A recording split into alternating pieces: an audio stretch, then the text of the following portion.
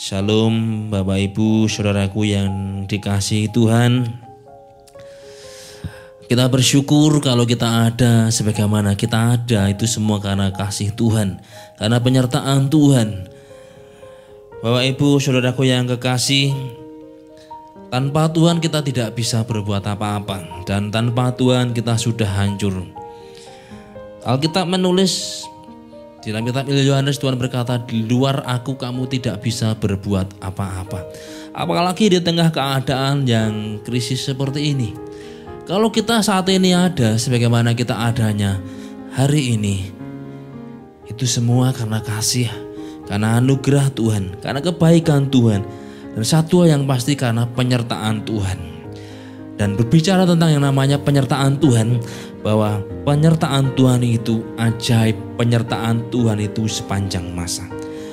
Mari kita akan melihat tentang kebenaran penyertaan Tuhan ini di dalam menghadapi banyak perkara yang terjadi di akhir zaman ini. Kesukaran terjadi, dan itu memang sudah dikatakan Alkitab, pada hari-hari terakhir akan datang masa sukar. Dan hari ini sedang terjadi masa sukar itu. Tapi satu yang pasti bahwa penyertaan Tuhan atas kita jauh lebih besar daripada kesukaran yang sedang terjadi. Nah, Bapak Ibu Saudaraku yang kekasih, ketika seseorang diizinkan menghadapi satu krisis, maka respon orang itu akan bermacam-macam. Tapi pada intinya kalau boleh saya katakan, respon seseorang ketika menghadapi satu krisis itu ada dua, yaitu positif dan negatif. Ketika seseorang diizinkan mengalami yang namanya krisis dalam hidupnya, tantangan atau permasalahan yang berkaitan dengan keadaan, maka ada orang itu cuek. Dia gak peduli, masa bodoh. Ada lagi orang yang ketika diizinkan mengalami permasalahan kemudian malah menyalahkan Tuhan. Kok Tuhan begini sih? Kok Tuhan gak peduli? Padahal sebenarnya Tuhan peduli. Yang disalahkan Tuhan. Seperti Raja Israel ketika diizinkan keadaan mengalami krisis karena dikepung oleh bangsa Aram, dan dia berkata, sesungguhnya malah petaka ini datangnya dari Tuhan. Malah Tuhan yang dijadikan kambing hitam, Tuhan yang dijadikan objek salah. Ada lagi orang yang menyalahkan keadaan. Ada lagi orang yang menyalahkan orang lain. Oh, gara-gara itu, gara-gara ini, gara-gara bangsa itu, dan sebagainya. Saudaraku yang kekasih, ini tidak akan menyelesaikan masalah. Justru malah bisa menambah kekacauan. Tidak ada solusinya. Tapi ada orang yang dia bisa belajar dari masalah sehingga dia bisa semakin bijak, bisa semakin berhikmat. Orang bijak adalah orang yang bisa belajar dari segala sesuatu yang terjadi agar ia semakin baik. Dia bisa belajar dari kesalahannya sendiri, dia bisa belajar dari kesalahan orang lain, tapi juga dia bisa belajar dari keberhasilan orang lain sehingga dia semakin bijak. Dalam mengambil tindakan, orang ketika diizinkan mengalami masalah juga pada intinya kalau boleh diringkas jadi dua hal, positif dan negatif. Ketika terjadi masalah, ada orang tindakannya itu konstruktif, yaitu membangun, membuat menjadi lebih baik, ada penyelesaian, ada solusi. Tapi ada yang kemudian malah destruktif, merusak. Ketika dia mengalami masalah, kemudian mungkin emosional, marah, dan kemudian membanting sesuatu, merusak sesuatu, dan akhirnya tambah ruwet permasalahannya. Tidak ada solusi, malah makin rugi. Jadi permasalahan yang muncul itu sebenarnya juga bisa membuat orang itu akan nampak aslinya, makin bijak, makin matang, atau makin kacau, atau makin hilang. Nah, Bapak Ibu Saudaraku yang dikasihi Tuhan, berbicara tentang yang namanya masalah, maka ada gambaran masalah itu seperti pakaian. Saudaraku, setiap orang pasti akan mengalami masalah dalam hidupnya. Dan orang yang normal pun dia harus berpakaian. Jadi kalau orang mengalami permasalahan, maka sebenarnya itu hal yang wajar. Dan masalah itu dapat membentuk seseorang. Sama seperti pakaian. Jadi gambarannya, pakaian yang dipakai itu dapat membuat orang itu jadi nampak lebih bagus atau jadi nampak lebih buruk. Cara berpakaian yang salah itu bisa memperburuk penampilan seseorang. Kalau orang itu sebenarnya dia cakep, tapi karena cara berpakaiannya yang nggak bener, awut-awutan, orang bisa kemudian berkata, wah sebenarnya orang itu cakep, tapi pakaiannya awut-awutan jadi jelek. Tapi pakaian yang pantas itu bisa membuat penampilan seseorang jadi lebih menarik. Jadi cara berpakaian itu ternyata bisa membentuk opini seseorang.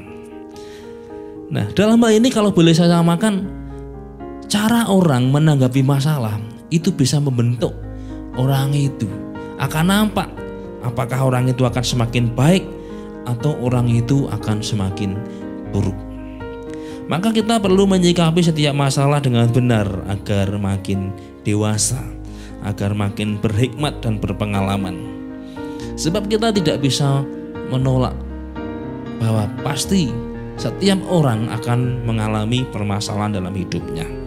Dan berbicara tentang permasalahan, ada satu hal yang pasti, ada penyertaan Tuhan. Nah, kita akan belajar tentang penyertaan Tuhan ini. Kita belajar dari seseorang yang bernama Daud. Raja Daud mengalami bagaimana penyertaan Tuhan yang ajaib dalam dirinya.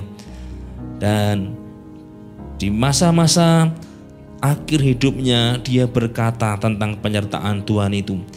Mari kita membuka dan membaca Alkitab kita di dalam kitab Mazmur pasal 37 ayat ke-25. Kitab Mazmur pasal 37 ayat 25. Satu ayat yang cukup mungkin terkenal dan juga menjadi salah satu tema dari satu pujian, berkat anak cucu dari pujian itu. Saya bacakan firman Tuhan mengatakan di dalam Mazmur 37 ayat 25. Firman Tuhan mengatakan demikian. Dahulu aku muda, sekarang telah menjadi tua, tetapi tidak pernah kulihat orang benar ditinggalkan atau anak cucunya meminta-minta roti. Saudara yang dikasihi Tuhan, Daud ketika dia di akhir hidupnya, dia menyimpulkan bahwa tidak pernah dia lihat orang benar ditinggalkan, bahkan anak cucunya diberkati. Apa yang dapat kita pelajari dari perkataan Daud ini? Saudara, sesuatu Daud berkata, dahulu aku muda, sekarang telah menjadi tua. Itu proses. Dalam dunia itu ada yang dapat dihindari dan ada yang tidak dapat dihindari. Jika sesuatu itu tak mungkin dihindari, maka tentunya kita perlu persiapan agar ketika harus menghadapi hal itu kita mampu mengatasinya. Nah, Daud berkata, dahulu aku muda, sekarang telah menjadi tua. Saudaraku yang dikasihi Tuhan, orang menjadi tua itu sesuatu hal yang tidak bisa ditolak. Kalau boleh saya katakan, untuk menjadi tua itu kita nggak perlu apa-apa. Tapi untuk menjadi dewasa itu berbeda. Ada sesuatu yang harus kita tindak, lakukan. Tapi untuk menjadi tua, dengan bertambahnya waktu otomatis kita akan bertambah tua. Sekian tahun bertambah lagi, sekian tahun lagi, sekian tahun lagi. Tahu-tahu mungkin kita sudah kepala 5, tahu-tahu sudah kepala 7, tahu sudah kepala 8. Artinya untuk menjadi tua itu kadang-kadang kita tidak menyadari.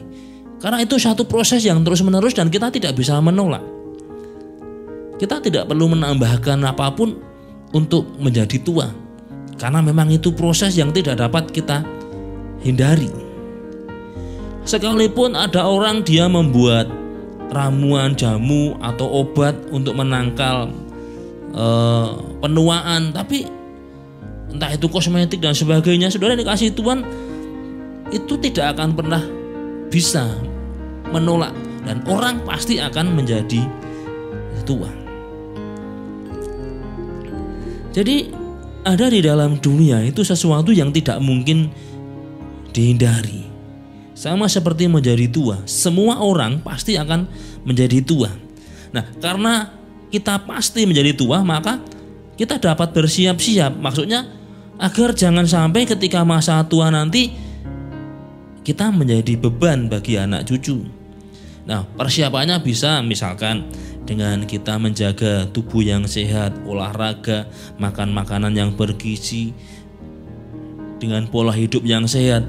Kita berharap ketika masa tua nantinya tidak menjadi beban bagi anak cucu. Itu satu persiapan. Karena apa? Menjadi tua itu hal yang pasti, tapi menjadi dewasa itu pilihan. Ada satu hal yang mesti kita kerjakan agar kita dewasa dalam berpikir kita. Nah, di sini saya menggarisbawahi bahwa ada sesuatu hal di dalam hidup manusia, itu ada hal yang pasti harus terjadi dan dia tidak bisa menolak.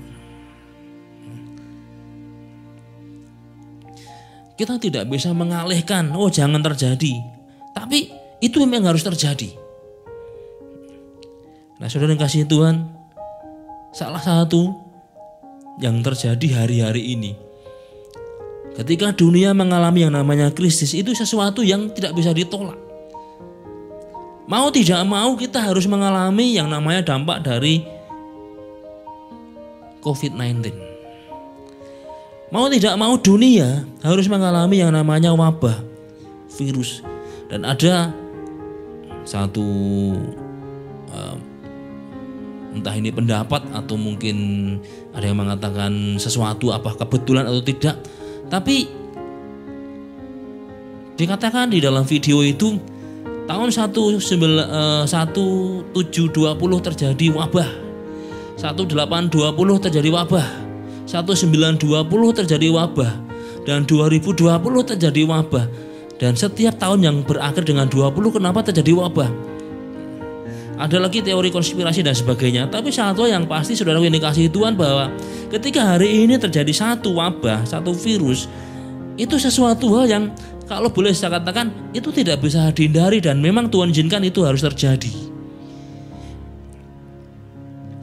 Dan Tuhanmu sudah mengatakan akan terjadi satu badai.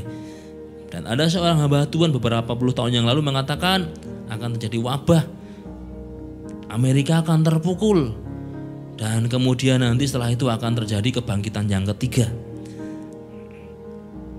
Nah, saudaraku yang dikasihi Tuhan, kalau hari ini terjadi yang namanya wabah coronavirus disease 19, kalau boleh saya katakan itu sesuatu yang memang harus terjadi.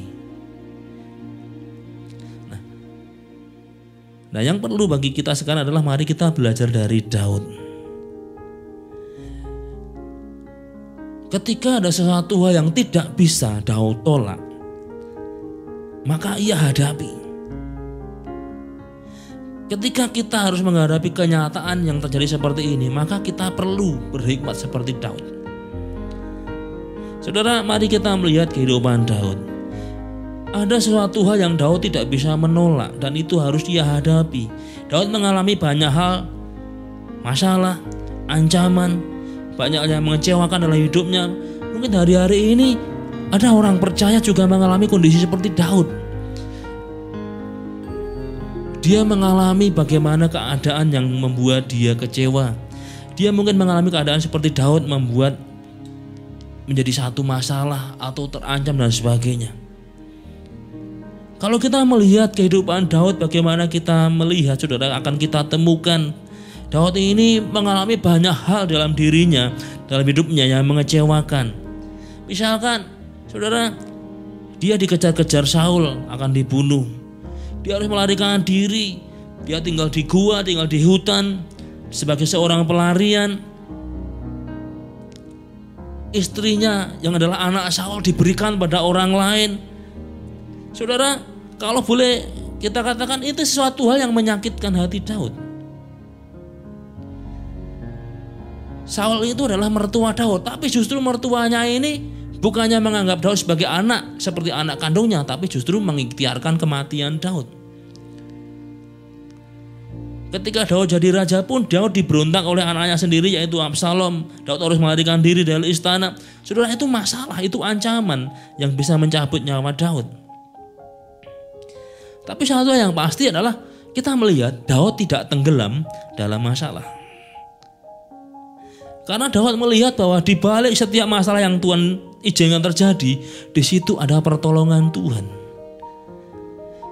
Yang Daud lihat adalah tangan Tuhan yang siap menolong. Walaupun Daud harus mengalami masalah, tantangan, tapi Daud selalu melihat tangan Tuhan dan itu semua dia tuangkan dalam mazmurnya. Pengalamannya dengan Tuhan membuat Daud ini semakin matang di setiap masalah yang terjadi. Saudara yang dikasihi Tuhan, mungkin hari ini banyak anak-anak Tuhan mengalami atau kena dampak dari masalah COVID-19 ini. Mungkin tidak terkena virusnya, tapi dampak dari virus itu harus dialami kepada pekerjaannya. Kalau pekerjaannya menurun, otomatis penghasilannya juga menurun. Tapi ada satu hukum bahwa menurunnya pendapatan itu belum tentu diiringi dengan menurunnya kebutuhan. Dan itu masalah. Karena apa? Karena harus mencukupi kebutuhan di tengah keadaan penurunan pendapatan. Tapi satu hal yang menjadi satu boleh dikata, Tuhan itu menciptakan manusia itu dilengkapi dengan yang namanya kemampuan beradaptasi. Jadi dengan kondisi yang ada, manusia itu sebenarnya dilengkapi kemampuan untuk beradaptasi supaya bisa menyesuaikan dengan keadaan. Tapi itu bukan perkara yang mudah. Mungkin segi yang lain juga. Karena saudara dikasihi Tuhan, imbas dari yang namanya COVID-19 ini berdampak hampir pada semua segi kehidupan. Perekonomian, perdagangan, pariwisata. Kalau misalkan industri pariwisata kena, otomatis juga berimbas pada yang berhubungan dengan pariwisata, traveling. Juga orang-orang yang berjualan cenderamata di daerah pariwisata, kalau lokasinya ditutup, jualannya nggak ada yang beli lagi. Karena apa? Nggak ada orang datang. Itu masalah. Dan hari ini sedang terjadi, saudara yang kasih Tuhan. Itu sama seperti Daud ketika dia mengalami permasalahan di dalam dirinya, ancaman, dan Daud harus melarikan diri. Tapi mari kita belajar dari Daud. Yang dilihat Daud bukan masalahnya, tapi hatinya, matanya yang tertuju pada Tuhan. Dan Daud tahu bahwa Tuhan tetap mengasihinya. Maka dia mengatakan, tak pernah kulihat orang benar ditinggalkan. Kenapa? Daud mengalami sendiri bagaimana ketika dia diizinkan mengalami masalah, tantangan, ancaman, bahkan dapat mencabut nyawanya. Dia melihat Tuhan tidak pernah meninggalkan. Ada penyertaan Tuhan dalam setiap kehidupan Daud. Dan hari ini ketika COVID-19 sedang terjadi, mari kita melihat anak-anak Tuhan bahwa ada penyertaan Tuhan dalam hidup kita.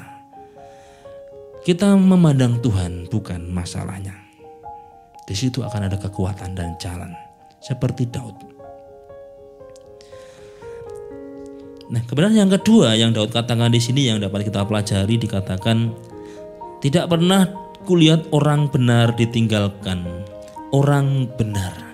Daud berkata orang benar tidak akan ditinggalkan. Kalau kita perhatikan saudara yang dikasihi Tuhan, kehidupan Daud ini kalau kita boleh katakan ada di mana Daud ini jatuh, ada di mana Daud ini berdosa.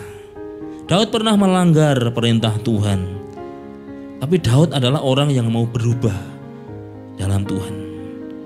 Daud adalah orang yang mau belajar dan mau berubah dari masa lalunya.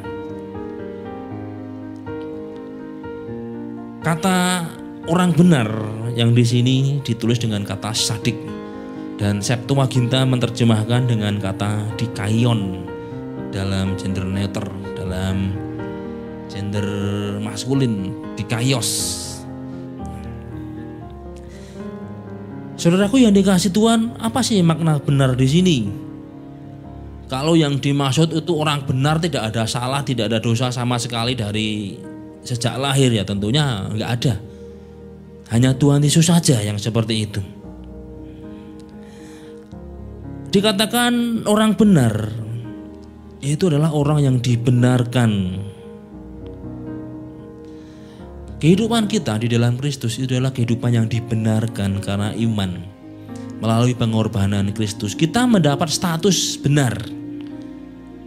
Status yang melekat di dalam diri kita adalah orang benar melalui Kristus. Dan kalau dikatakan orang benar tidak ditinggalkan, maka kita yang ada di dalam Kristus itu tidak akan ditinggalkan. Kenapa? Rasul Paulus mengatakan dengan jelas kepada jemaat Korintus bahwa di dalam Kristus kita ini ciptaan baru, new creation, dan yang lama itu sudah berlalu dan yang baru sudah datang, sudah muncul. Gambarannya ini seperti satu pohon, dia muncul tunas baru. Kenapa? Karena yang lama itu sudah dipotong dan yang baru ini adalah tunas yang baru. Dan tunas yang baru ini adalah tunas muda yang nanti akan tumbuh jadi kuat. Saudaraku yang dikasihi Tuhan, kata ciptaan baru di sini ditulis dengan kata kainos.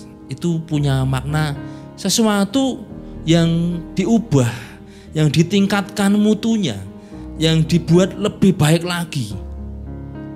Casing kita tetap sama, manusia kita tetap sama, gak ada perubahan, tapi kualitas, tapi hati manusia batinia itu sudah diubah. Satu kali saya diberitahu oleh seseorang, dia tinggal di Gubeng, jadi Surabaya. Dia punya motornya ini motor Honda produk lama gitu. Dan standarnya itu nggak ada, hanya disendekke di tembok itu. Waktu lihat itu temen ini, mbok didol wae to motor kayak gini gitu. Dijual saja motor kayak gini. Terus dia bilang, ini motor saya ini mau diadu sama Ninja, belum tentu Ninja ini menang sudah. Ini udah CB, udah yang tua gitu, masa mau melawan Ninja. Tapi begitu dicoba ternyata Ninja ini kalah. Kenapa? Bentuknya memang motor lama, tapi semua di dalamnya udah dibarui, diganti dengan sesuatu yang baru, sehingga bisa up to date, bisa mengejar motor yang baru pun kalah akhirnya. Nah, ketika kita di dalam Kristus, manusia lama ini sudah dipangkas dan diganti dengan sesuatu yang baru oleh darah Kristus, disucikan. Mutu kita, kualitas kita sudah diubah oleh Tuhan. Kita disebut sebagai orang benar melalui Kristus. Sehingga orang benar dikatakan tidak akan ditinggalkan. Nah, itulah orang benar. Tapi makna yang kedua orang benar di sini juga, kalau dikatakan di sini,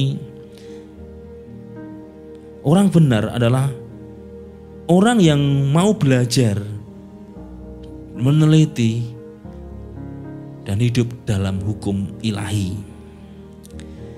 Jadi orang benar adalah orang yang dia dibenarkan dan kemudian dia menjaga hidupnya dengan firman. Nah, itu yang dikatakan oleh Daud dalam kitab Mazmur pasal yang pertama. Orang yang kesukaannya merenungkan Taurat Tuhan siang dan malam. Itulah orang benar yang hidupnya berpaut pada Taurat Tuhan, pada firman Tuhan. Nah, itu dipertegas pula oleh Tuhan Yesus, yaitu orang yang hidup dari makan firman yang keluar dari mulut Allah. Itulah orang benar. Jadi berbicara tentang orang benar itu berbicara tentang aspek batiniah, di mana dia memberi makanan rohaninya melalui firman yang keluar dari Tuhan, melalui logos dan melalui perenungan rema. Nah, Daud mengalami hal itu dan dia menuangkan bagaimana hubungannya dengan Tuhan dalam kitab Mazmur. Saudara, ada satu yang menarik dalam Mazmur 119. Kalau kita membaca satu pasal ini dengan ayat yang sangat panjang, di setiap ayat itu selalu ada kata yang berkonotasi atau yang merupakan firman Tuhan. Entah ditulis perintah-perintahmu, titah-titahmu, hukum-hukummu, tapi setiap ayat kalau saudara baca, di situ selalu ada kata yang merupakan firman. Mungkin kata Taurat, mungkin kata titahmu, mungkin kata perintahmu. Setiap ayat selalu ada di situ. Nah, ini menunjukkan bagaimana Daud ini punya keintiman dengan Tuhan. Dia bukan hanya berkata, tetapi yang kesukaannya merenungkan Taurat itu siang dan malam. Tapi dia sendiri adalah orang yang memang hidupnya tidak bisa lepas dari firman. Untuk dia renungkan siang dan malam. Itulah orang benar.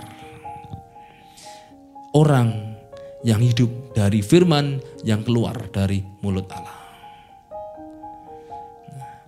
Itu yang Tuhan Yesus katakan. Dan orang benar tidak akan ditinggalkan. Ketika hari ini ada badai virus, kebenaran bahwa orang benar tidak akan ditinggalkan, itu mari kita pegang. Mari kita percaya. Apapun yang terjadi, kita orang benar tidak akan pernah ditinggalkan. Ada penyertaan Tuhan. Kata ditinggalkan di sini itu ditulis dengan kata asyap. Asyap di sini dalam bahasa Ibrani, bukan bahasa Arab. Dan kata asyap ini maknanya yang pertama kalah atau sendiri.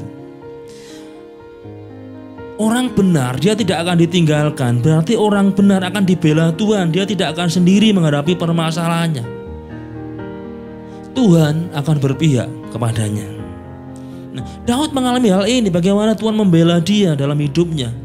Dalam menghadapi masalah yang muncul, dia dikejar-kejar Saul, dia mau dibunuh. Anaknya sendiri Absalom memberontak. Daud tidak pernah ditinggalkan Tuhan. Tuhan membela Daud. Kenapa? Karena Daud menjaga hatinya tetap berpaut dengan Tuhan. Dalam menghadapi masalah yang terjadi karena virus corona ini, mari kita percaya, kita yakin kita adalah orang benar. Kita pasti dibela Tuhan. Tuhan tidak akan membiarkan kita. Tuhan ada di pihak kita. Makna yang kedua, asyap itu juga punya istilah to restore, dipulihkan.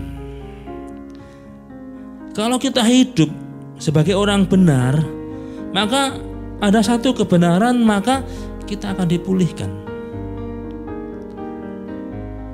Tuhan akan memulihkan keadaan kita. Daud mengalami hal itu. Bagaimana ketika dia harus lari, dia tidak tinggal di dalam rumah. Saudara, Daud ketika dia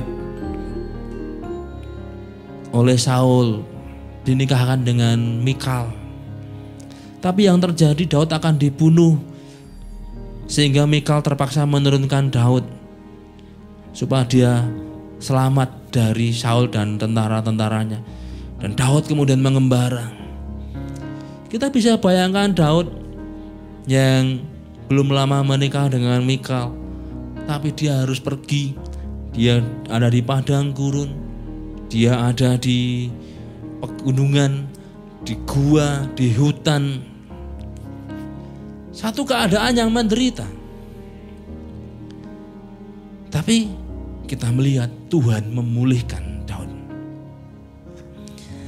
Hal yang sama ketika Absalom memberontak, Daud juga harus lari. Ketika Daud ini dicaci maki oleh Shimei, Daud diam aja.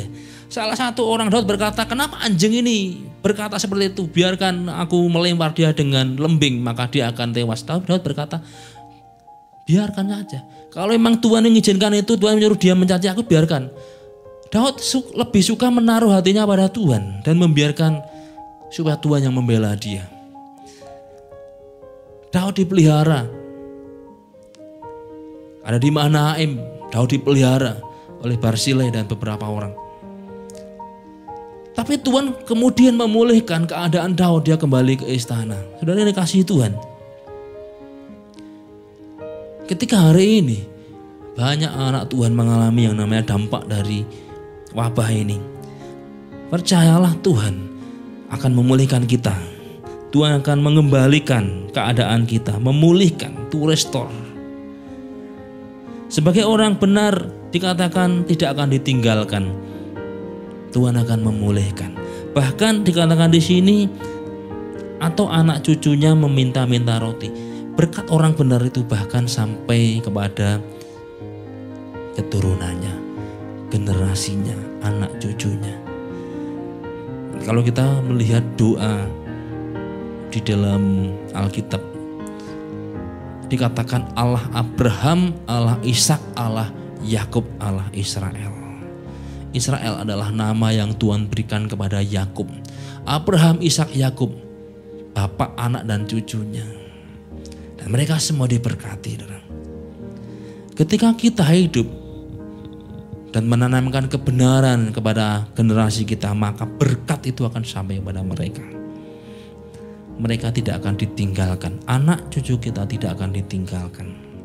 Maka kalau hari ini dampak dari virus corona ini harus terjadi, itu sama seperti orang menjadi tua. Kita tidak bisa menolak. Tapi satu yang pasti, Tuhan gak pernah meninggalkan kita. Memang wabah harus terjadi, tapi mari kita melihat bahwa Tuhan tidak pernah meninggalkan kita. Tuhan akan memulihkan keadaan kita. Tuhan pasti membela kita. Maka mari kita fokuskan pada Tuhan. Kita pandang Tuhan, maka pembelaan Tuhan akan kita rasakan, akan kita nikmati dalam hidup kita. Nah, puji Tuhan, bila firman Tuhan ini jadi berkat bagi setiap kita. Tuhan Yesus memberkati.